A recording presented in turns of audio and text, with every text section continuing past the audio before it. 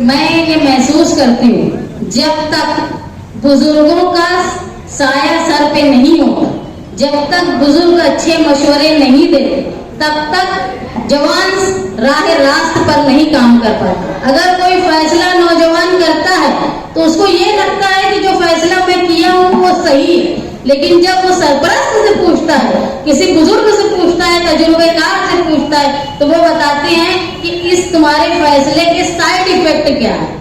तो आप लोग अटल चचा और ऐसे जिम्मेदारान यहाँ बैठे हुए हैं, आप लोग हमको रास्त पर लाते हो।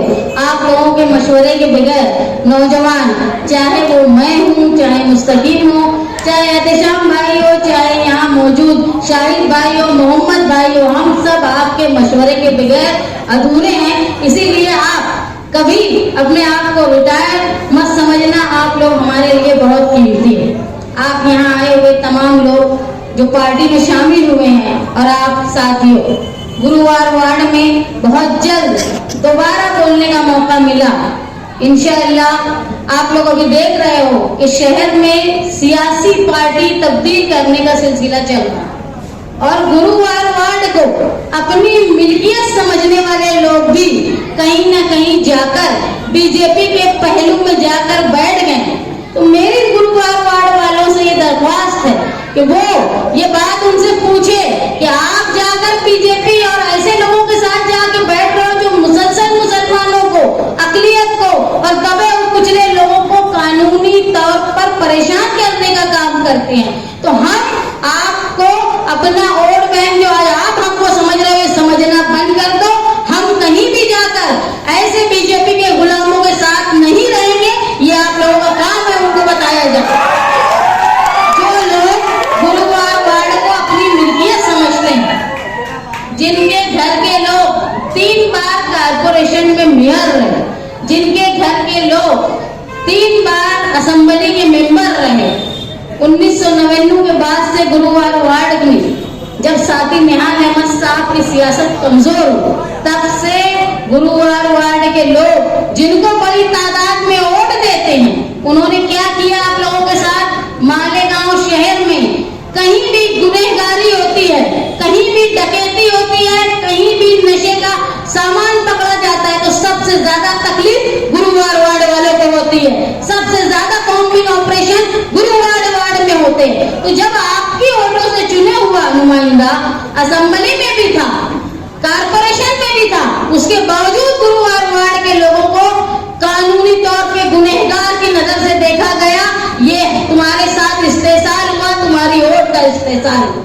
आज तुम्हारी वोट का इस्तेसाल बीजेपी के हामियों के साथ जोड़ के किया जा रहा है। तो आज ये हमारा सियासी नहीं, समाजी नहीं, मजहबी फर्ज भी है कि हम ऐसे लोगों से दूर रहे जो खुद का सौदा खुद के फायदे के लिए, खुद के किए गए गुनाह के लिए, सफाई बचाने के लिए अगर कोई अजीत पवार उनके साथ आता है तो ये खुद के फायदे के लिए वहां गए हैं, खुद के घर को और खुद को बचाने के लिए गए, तुम्हारे लोगों के लिए नहीं गए। इन्होंने उस वक्त जाकर 12 नवंबर के वक्त जाकर बोलना चाहिए था, जिनके पास वो खुद को बचाने के लिए गए। 12 नवंबर के वक्त भी जाकर उनको बोलना चाहिए था कि हमारे शहर के 60 से ज्यादा लोग जेल में हैं, बड़ी तादाद में गुरुवार वार्ड के लोग जेल में हैं, उनको बचाने के लिए ये नहीं गए किसी लीडर के पास। लेकिन जब खुद के घर पे आफत आई तो बराबर बीजेपी के पहलू में जाकर बैठ गए। ये है सियासी खुद का फायदा उठाने वाले लोग।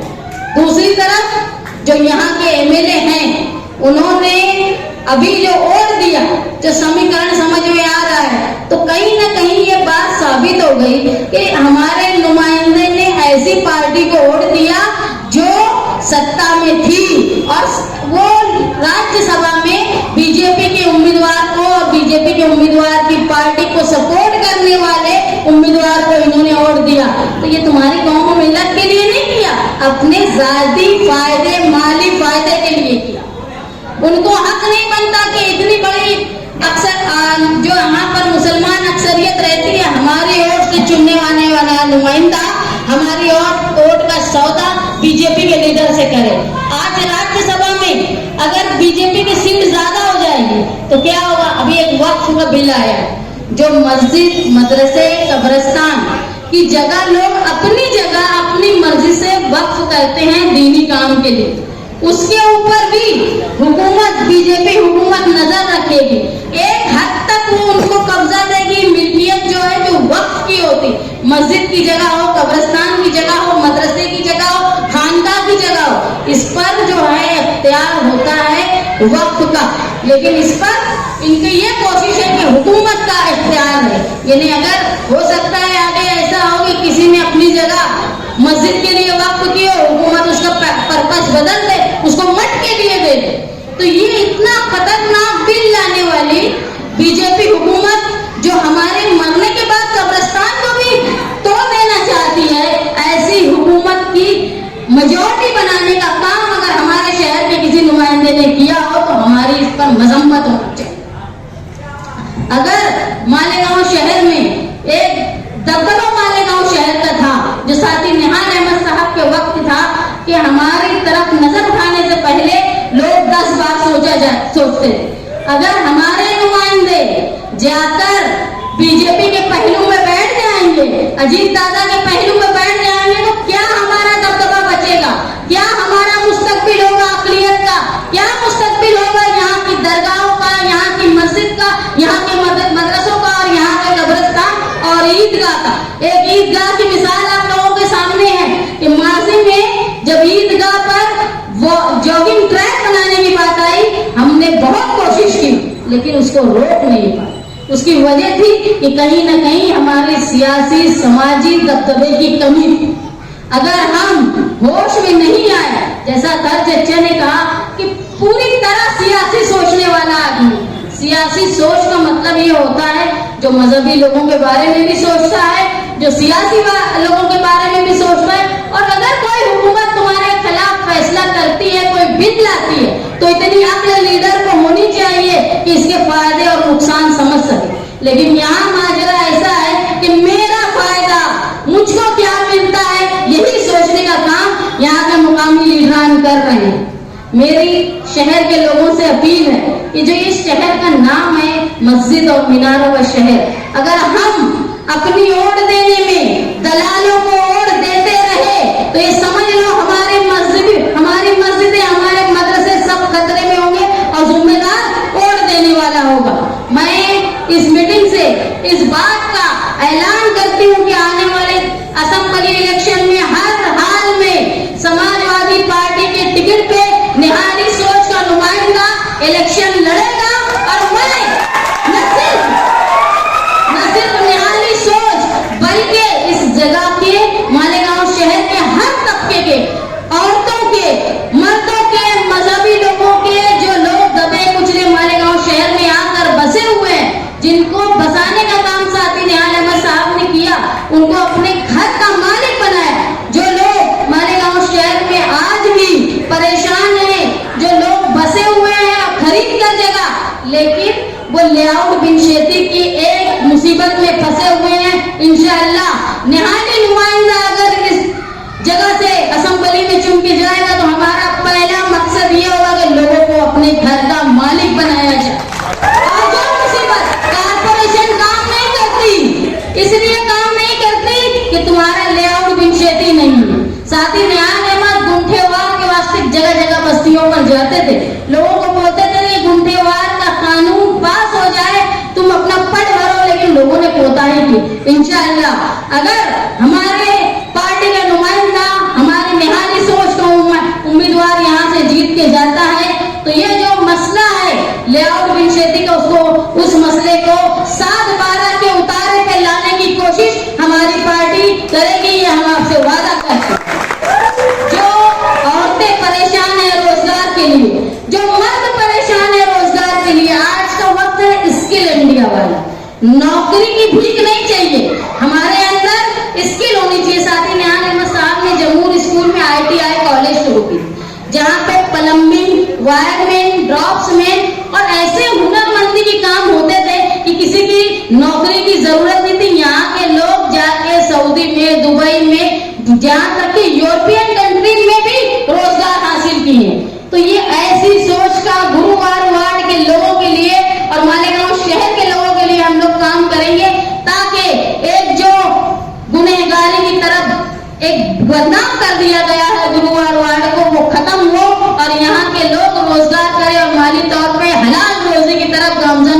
इसकी कोशिश हम लोग करेंगे।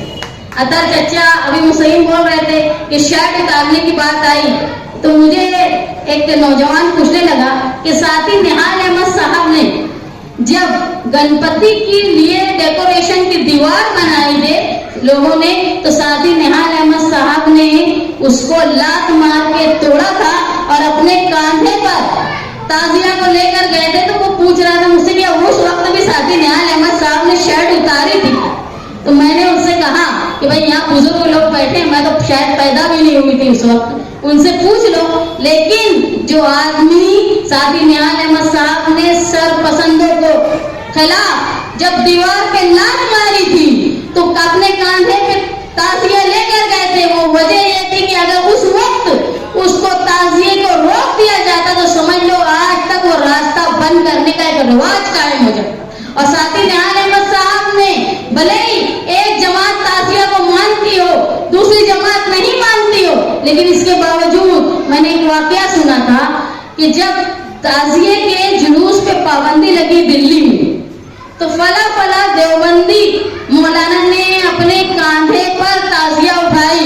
लोग उनको बोलने लगे कि तुम तो ताजिया मानते नहीं हो, तो तुम ताजिया कैसे उठा रहे हो अपने कांधे पे? तो उन्होंने कहा मैं मानता हूँ या नहीं मानता हूँ ये दूसरी बात है, लेकिन दूसरी समाज दूसरी जात के लिए ये ताजिया मुसलमानों की पहचान है, निशान है। अगर ये नहीं उठेगा तो ये लगेगा कि मेरी कौम बुज़दिल हो गई, इसलिए मैं अपने कांधे पे उठा कर नहीं करता। जिसको जो करना है, साथी निहाल अहमद साहब ने भी अपने कंधे पर लेकर गए। अगर वो शायद नहीं ले जाते तो ये रिवाज टूट जाता उस तरफ से जाने का। अगर मालेगांव शहर में हर वक्त सरपसंदों ने कोशिश की है कि हमारे यहाँ के मुसलमानों को दबाने की कोशिश की जाए, साथी निहाल अहमद साहब ने हमेशा उनको जवाब दिया, रोकने की कोशिश की। और मैं मानती हूँ निहाल साहब की सबसे बड़ी ताकत गुरुवार वार्ड थी। यहाँ के जियाले लोग थे, यहाँ तक कि मुझे जो मालूम पड़ा कि जब 1975 में साथी निहाल साहब जेल में थे, तो कई गुरुवार वार्ड के लोग उनके साथ इमरजेंसी में जेल में थे। मैं नहीं मानती कि दूसरे इलाके के लिए इतना बड़ी बात होगी जो इतने जियाले लोगों को साहब ने अपने करीब रखा है। तो मैं आप लोगों से दरख्वास्त करती हूँ कि गुरुवार वार्ड को जो हिस्ट्री शीटर्स, गुनेगार, नशे में लिपटा हुआ सट्टा और जुए के नाम से शहर में कानूनी रिकॉर्ड में मजबूत कर दिया गया है, उसको खत्म करने का काम तुम हमारे साथ मिलकर अपनी रोशन सोच करके, तालीम याफ्ता होकर और अच्छे लोगों का साथ करके, क्योंकि तुम ऐसे लोगों के साथ रहे अभी कुछ सालों से जिनका खुद का रिकॉर्ड अच्छा नहीं, वो तुमको क्या बचाएंगे जो अपने घर को बचाने के लिए इसके उसके कदमों में पार्टी बदलने के लिए जिनको बार बार बंबई जाना पड़ रहा है। याद रखो जब खुद की नौबत आई तो यहाँ से बंबई के 10 चक्कर हो गए, लेकिन जब यहाँ का कोई आदमी फंसता है, 2-4 गोली मिलने पर भी बड़े बड़े तस्करी के इल्जाम लग जाते, जब लीडर साहब को तौफीक नहीं होती कि अपने लोगों को बचाया जाए, जब सट्टे और जुए के नाम पे बिला वजह लोगों को जेलों में डाल दिया जाता, जब लीडर साहब को तौफीक नहीं होती, जब लोगों के पास हथियार रहते हैं कि नहीं रहते हैं लेकिन हथियार के गुनाह में फंसा दिया जाता, जब भी लीडर साहब को तौफीक नहीं होती, लोग महीनों जेल में सड़ते हैं। और जब जेल में लोग जाते हैं ना तो उनके घर में क्या हालात होते हैं ये लोग आप समझ सकते हो। तो उनके घर में कोई माली तौर पर इतना मुस्तहकम नहीं होता कि 4-6 महीने का असासा घर में छोड़ के जाए। मैं 12 नवंबर में जो सबसे ज्यादा महसूस की कि ऐसे लोग जेल में थे जो माली तौर पर बहुत कमजोर थे। मैं कोशिश करती थी कि उनके घर के लोगों से मुलाकात करूं। उसकी वजह ये थी कि सबके छोटे छोटे बच्चे थे, नौजवान लोग जेल में थे। अगर उनकी मदद करने, उनकी बीवियों की मदद करने कोई नहीं आता तो तुम ये बात याद रखो वो गलत रास्ते पे जाते। उसको रोकने के लिए उनकी मदद करना बहुत जरूरी था। मुझे दुख है इस बात को कि मजहबी तंजीमों ने भी ये नहीं सोचा कि उनके घर में मदद पहुंचाओ। वो अकेले है, परेशान है, गरीब है, अपना बच्चा भूखा देख के औरत किसी भी राह पे जा सकती है, ये सोचे नहीं लोगों ने। इसकी मुझे हैरत। मेरी आप लोगों से ये दरख्वास्त है कि आप आने वाले इलेक्शन में तमाम झूठे वादे करने वालों को, आपने किसी को 10 साल, किसी को 15 साल देख लिया, अब वक्त है तब्दीली का, अच्छी तब्दीली का वक्त है।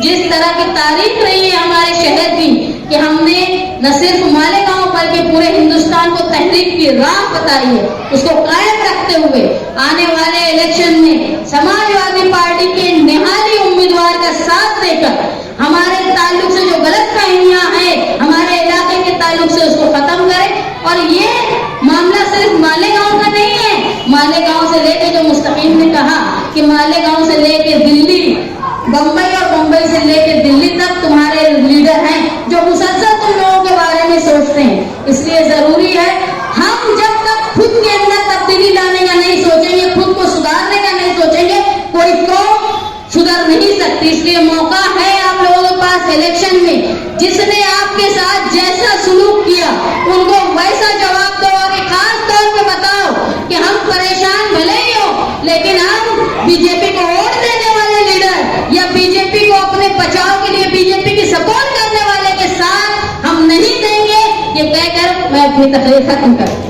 दूसरे हिस्से से भी तमाम साथी समाजवादी पार्टी में शामिल हुए, मैं उनका इस्तेकबाल करता हूं और एक वादा करता हूं कि आने वाला इलेक्शन अच्छाई और बुराई के बीच में होने वाला है।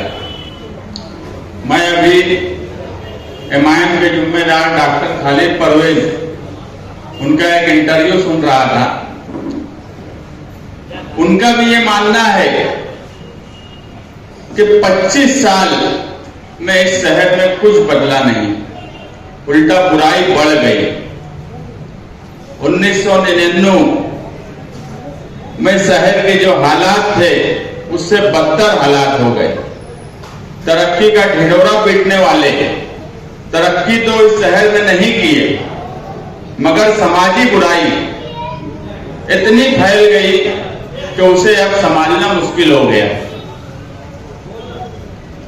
ये समाजी बुराई ऐसी है कि हमारा नौजवान आज सियासी तौर पर दूसरे ही तरफ जाने लगा, जबकि 1999 से पहले इस शहर में सियासी कामकाज करने वाले लोगों को वर्कर कहा जाता था, उन्हें खिदमतगार कहा जाता था कि वो अवामी खिदमतगार है। मगर आज नौजवानों को दूसरी तरफ ले जाया जा रहा है, बुराई की तरफ सियासी तौर पर ले जा रहे हैं। और ये बात ईमान के जिम्मेदार भी मान रहे हैं, हम भी देख रहे हैं और शहर भी देख रहा है कि वो अच्छाई और बुराई में वो क्या फैसला करेंगे। ये अच्छाई और बुराई किसी एक लीडर से नहीं है, ये अच्छाई और बुराई एक मिली जोड़ है जो 1999 से शुरू हुई। इस शहर में शेख रशीद साहब और आज आसिफ शेख और मुफ्ती इस्माइल जो आज के मौजूदा एमएलए, ये इनकी मिली जोड़ ने इस शहर में बुराई को उत्तम दर्जे में पहुंचा दिया। अगर ये मानते हैं कि ये लड़ाई अच्छाई और बुराई की है, तो अच्छाई और बुराई की इस लड़ाई में हमारी पार्टी समाजवादी की जरूरत नहीं है असेंबली इलेक्शन में कि हम असेंबली इलेक्शन लड़ेंगे तो ही इस शहर में जिंदा रहेंगे। मगर आज इस शहर की जरूरत है कि शान हिंद को क़यादत मुस्तकबिल में करना चाहिए। और अगर अच्छाई और बुराई में वो फर्क समझ रहे हैं तो उनको भी अच्छाई का साथ देना चाहिए, ना कि इस मिली जोड़ बुराई का। जिनकी सियासत जिस मुद्दे से शुरू हुई आज उसी मुद्दे पर खत्म होने जा रही है।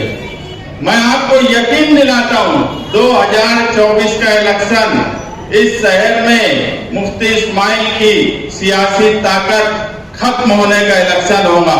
यही शहर का माहौल है, यही शहर की जमीनी हकीकत है कि सिर्फ उनकी क़यादत नहीं खत्म होगी, उनका सियासी वजूद खत्म होने की राह पर है। शहर में जो जमीनी हकीकत है वो हम जमीन पर काम कर रहे हैं, हम देख रहे हैं। सिर्फ तकब्बुर और घमंड की बात करना शहर को कोई काम नहीं करना।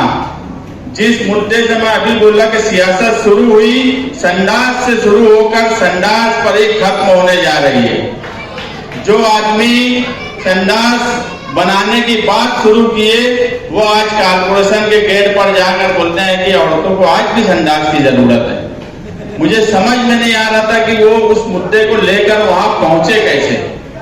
उन्हें कुछ तो लिहाज, कुछ तो बात सोचना चाहिए कि मैं क्या करने जा रहा हूं और मैं क्या कर रहा हूं।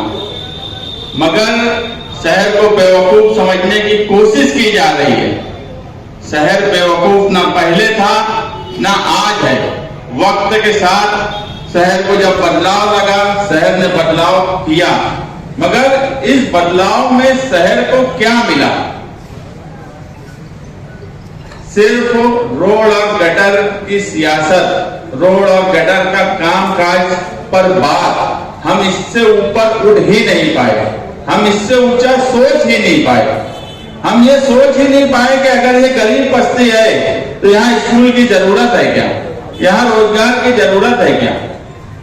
अगर शहर में तालीमी गिराव बढ़ा, लोग MBBS, ITI करने के लिए बाहर जाने लगे, तो वो जरूरत के लिहाज से यहाँ कॉलेज की जरूरत अगर है तो उस पर कभी किसी ने सोचा ही नहीं। नए रोजगार की जरूरत इस शहर में है, उसकी तरफ किसी ने सोचा ही नहीं। 25 साल में मैं बोला इस शहर को तरक्की तो नहीं मिली, मगर समाजी बुराई के नाम पर आज हमारा शहर जाना जाता है। वो MLA जिन्हें ये तक नहीं समझता कि असेंबली हाउस में क्या बोलना चाहिए और किस अल्फाज को बोलना चाहिए। शहर की हंसी उड़ाने का काम, ऐसा कोई सवाल नहीं। मैं तो हैरान रहता हूं कि बोलते हैं कि मुतालबा किए, MLA ने मुतालबा किया, ये भी एक नुमाइंदगी है। अरे मुतालबा तो मेरे ताने मामा भी कर सकते, मुतालबा करने में कौन सी बात है? तुमने वो मुतालबा किया तो काम हुआ क्या, या वो काम होने की तरफ गया क्या? इस पर कभी कोई बात नहीं की जाती। इस शहर में इतने फंड की बात की गई है अखबार और YouTube चैनल पे, 366 करोड़, 50 करोड़, 25 करोड़, 10 करोड़, इतने करोड़ कि अगर 5 साल का मैं सिर्फ अखबार और YouTube वो भी निकालेंगे, नहीं निकालेंगे ऐसा नहीं है। जैसे अभी अतल अच्छा बोले स्टेज लगने दो, जब आमना सामना होगा तो अखबार की कटिंग भी आएंगी, चैनलों पे बयान भी आएगा कि इन्होंने आज तक कितने हजार करोड़ का फंड मंजूर किया, तो जमीन खा गई कि आसमान निकल गया। वही स्लेब पर खड़े होकर काम करना, वही गटर की बात करना, वही रोड की बात करना, 4 साल 5 साल पहले का कोई टेंडर है उसका उद्घाटन करना, इलेक्शन आने लगे तो इस तरह का तमाशा बनाना। सिर्फ इस शहर में तमाशा बनाया जा रहा है, शेख आसिफ की तरफ से भी और मुफ्ती इस्माइल की तरफ से भी। हेलीकॉप्टर की बात करने वाले, मैं भी उस दिन रात भर जागा था, कमिश्नर से बात किया, प्रांत ऑफिसर से बात किया रात में 3 बजे। कमिश्नर ने खुद बोला कि यार 27,000 क्यूबिक मीटर पानी अभी यहाँ पर है और 50,000 क्यूबिक मीटर तक भी ये लोग खतरे में नहीं है। प्राण साहब से बात हुई, उनका भी यही बोलना था कि वो लोग खतरे में नहीं है, उजाला निकलने के बाद हम लोग क्या आगे करना है, अगर पानी कम हुआ तो वो कोशिश करेंगे, नहीं कम हुआ तो हेलीकॉप्टर मंगाएंगे। और प्राण ने मुझे खुद ये बात बोला कि हम सुबह कलेक्टर से बात करके मंत्रालय से अप्रूवल ले लेंगे और उसके बाद हेलीकॉप्टर हमारे लिए अच्छा ये है कि देवलाली कैंप जो सेंटर है वो बहुत करीब है, तो फौरन हेलीकॉप्टर आ जाएगा। वहां पर कुछ लोग बैठे थे जो मुझसे मुसलसल राब्ते में थे, एक ही फोन से कई लोग बात कर रहे थे। मैं सियासत में नफा हो कि नुकसान हो, अगर आदमी मुसीबत में है तो उसको सही बात बता देना और उससे सच्ची बात करना, ना कि बिला वजह तसल्ली देना कि वो कोई खतरा मोल ले। मैं उनको खुद बोला कि तुम लोग रात में निकलने की कोशिश भी मत करो, ये पानी की पोजीशन है, तुम लोग खतरे में हो नहीं। तो एक लड़का उधर से कौन था मुझे नहीं मालूम, अलग अलग लोग बात कर रहे थे, बार बार ये बोलता था कि भैया कुछ भी कर हेलीकॉप्टर मंगवा दे, कुछ भी कर हेलीकॉप्टर मंगवा दे। तो मैं उसको बोला कि रात में हेलीकॉप्टर आएगा ये दिमाग से निकाल दो, वो मुमकिन चीज नहीं है। और मैं ये भी नहीं चाहता था कि वो कोई पैनिक में जाए लोग, मैं चाहता था जो सिचुएशन है उनको बता दी जाए कमिश्नर और प्रांत से बात करने के बाद। और मैं उनको एक ही बात बोला कि तुम ऐसी जगह पर रहो जहाँ ज्यादा से ज्यादा सेफ हो, और बहुत हड़बड़ाहट में कोई फैसला मत करना। प्रशासन का पूरा ध्यान है, सुबह होने तक उजाला निकलने के बाद तुमको सेफ निकाल लिया जाएगा। रात में इसलिए भी कोशिश नहीं की जा रही है कि कोई रिस्क लेना नहीं चाहते, जब सब आप सेफ हो, मगर उसको भी अलग ढंग से पेश करने की कोशिश की गई। इतनी नंगी सियासत, तुम तमाशा इस शहर में बना दिए। एक रिकॉर्डिंग डाल रहा है मैं हेलीकॉप्टर पैसा दे दूंगा, एक रिकॉर्डिंग डाल रहा मैं बात किया। मैं ये सब चीज कभी सियासत में मानता ही नहीं, और मैं इसको अच्छा मानता हूं कि किसी से बात की जाए और उसकी रिकॉर्डिंग डाली जाए। ये भी ना कानूनी तौर पे सही है ना समाजी तौर पे सही है। मैं जो बोल रहा हूं, अगर वो आपको यकीन है कि मैं सच बोल रहा हूं तो आप मानो, आपको लगता है मैं झूठ बोल रहा हूं तो आपकी मर्जी। मुझे कोई जरूरत नहीं है कि मैं जो बोल रहा हूं उसके लिए कोई सबूत दूं। लेकिन तमाशा इस शहर में हर बात का बनाया जा रहा है। ऐसा तमाशा मुझे भी बहुत बोला गया कि भैया आ जा, हन्या पे दे कभी कपड़ा उतार रहे हैं ना, बोला कुछ भी करिए, कुछ कपड़ा उपड़ा उतारने की जरूरत नहीं है, सिर्फ नाटकबाजी तमाशा हो रहा है। और मैं इतने नंगेपन में सियासत में मैं इतने नंगे नहीं हूं। अपना एक स्टेटस है, अपना एक स्टैंडर्ड है। हम सियासत में इतने नंगे ना कभी हुए हैं ना कभी इतने नंगे हो सकते कि कोई चीज कोई मुसीबत में है तो उसका तमाशा बना दिया जाए, ये हमसे कभी नहीं होगा। इसका नफा हो कि नुकसान हो उससे भी हमको कोई फर्क नहीं पड़ता।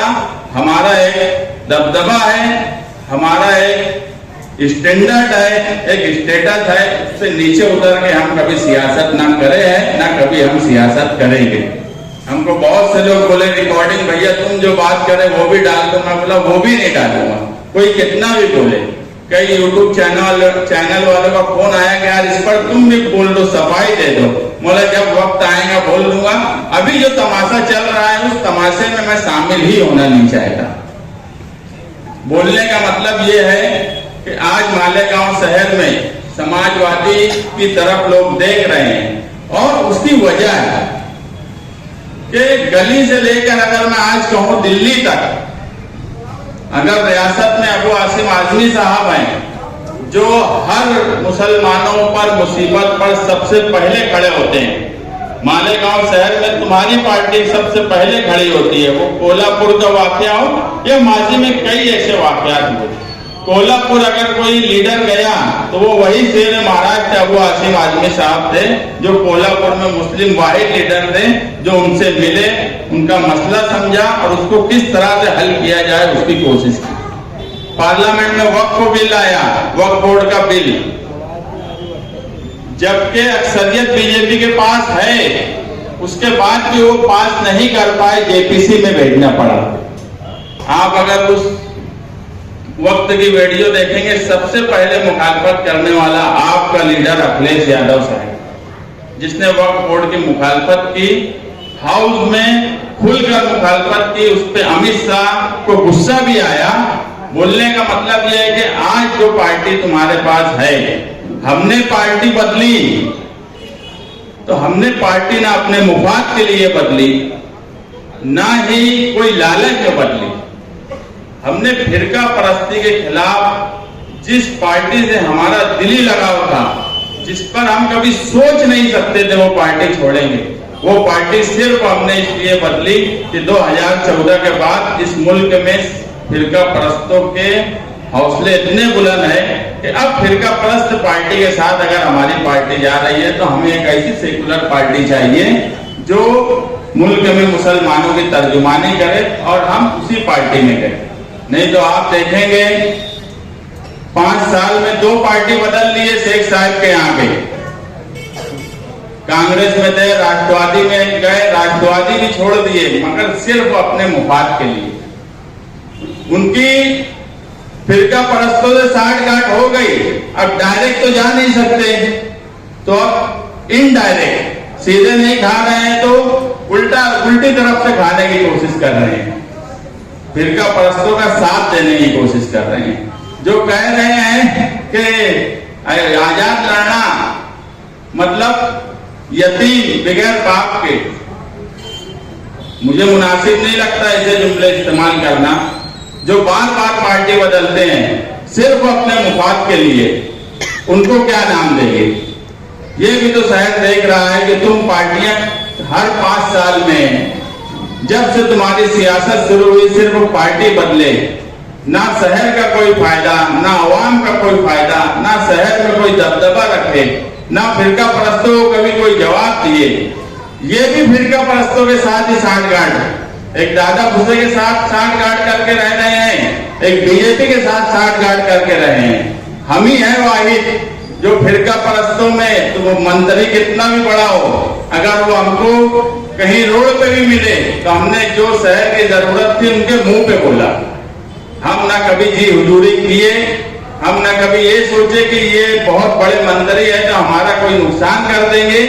हम इस शहर की नुमाइंदगी हमेशा से दबदबे के साथ किए हैं और दबदबे के साथ ही करते रहेंगे। ये दोनों लोग 2 पार्टियों से, एक नाथ शिंदे के साथ मिला हुआ है, एक बीजेपी के साथ मिला हुआ है, और इस शहर को बेवकूफ समझ रहे हैं कि फिरका परस्तों के साथ मिलकर, तुम देखेंगे कभी ये लोगों ने इस शहर में फिरका परस्ती के खिलाफ कोई भी दोनों में से, मुझे बताओ, गढ़ की यात्रा में इन्होंने कोई बात बोली?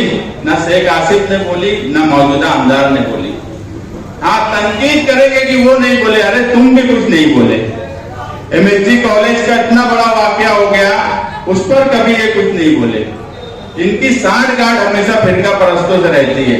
ये बजट इसलिए लेते नहीं है कि शहर में काम हो, ये बजट सिर्फ इसलिए लेते हैं कि ठेकेदारी कर सके। अगर शहर की जरूरत के लिए अगर ये बजट और कोशिश करते तो आज शहर कहीं ना कहीं तरक्की याफ्ता दिखता या हमें महसूस होता। सिर्फ ठेकेदारी, पैसा कमाना, पैसे की लालच, ये सारी चीजें हैं। वक्त आने पर आज के जो एमएलए हैं ये कितनी तोड़ी किए, कितने लेटर दिए और उस पर कितनी तोड़ी किए, कितनी बदनवानी किए, इसका भी सब रिकॉर्ड है। और ये मालेगांव शहर भी जानता है कि मुस्तकिम डिग्निटी अगर कोई कागज निकालता है तो इसको शहर भी मानता है, और वो कागज जब निकलता है तो सबकी सिट्टी बिट्टी गुम हो जाती है। तो मौजूदा आमदार पे ध्यान रखें, अभी जनता उठने वाला है, वक्त है इलेक्शन का, और करीब वक्त आने दो। जिन्होंने मस्जिद, मदरसा, कब्रिस्तान नहीं छोड़े, ऐसे रिकॉर्ड के साथ जब अवामी अदालत में हम रखेंगे तो मुझे नहीं लगता कि इनको बताने के लिए कहीं मुंह रहेगा। क्योंकि आज तुम देखेंगे इनके आसपास अब कोई पार्लियामेंट्री बोर्ड नहीं है, शहर के ऐसे लोग नहीं है जो शहर की भलाई चाहते, ऐसे लोग उनके साथ थे। 2007 और 9 की उनकी सियासत शुरू हुई तो शहर के ऐसे ही लोग थे जो शहर की फिक्र में उनके साथ आए थे। आज उनके आजू बाजू सिर्फ ठेकेदार है, ठेकेदार की पार्टी, ठेकेदार के एमएलए मुफ्ती मोहम्मद इस्माइल कासमी साहब हैं। आप ये कान खोल कर सुन लो, सिर्फ उनका एक ही मकसद है, ठेकेदार। और आजकल तो देख लिए कि भगदड़ मची हुई है पार्टी में, लोग पार्टी छोड़ के जा रहे हैं तो नया लालच दे रहे हैं। तुझे 50 लाख का ठेका दूंगा, तुझे 1 करोड़ का ठेका दूंगा, तुझे 2 करोड़ का ठेका दूंगा, कि कैसे भी लोग रुक जाएं। मगर आप देखेंगे लोग मुसलसल समाजवादी में आ रहे हैं, समाजवादी पार्टी को मजबूत कर रहे हैं। आने वाला इलेक्शन बदलाव का इलेक्शन है। इस 25 साल की मिली जोड़ जो ना इस शहर की तरक्की के लिए कुछ किए, ना इस शहर की समाजी बुराई खत्म करने के लिए कुछ किए। ऐसी मिली जोड़ को शिकस्त देने का वक्त बहुत जल्द आने वाला है और ये शहर बदलाव चाहता है। आप उस बदलाव के लिए तैयार रहें। इतना ही कहकर मैं अपनी बात खत्म करता हूँ।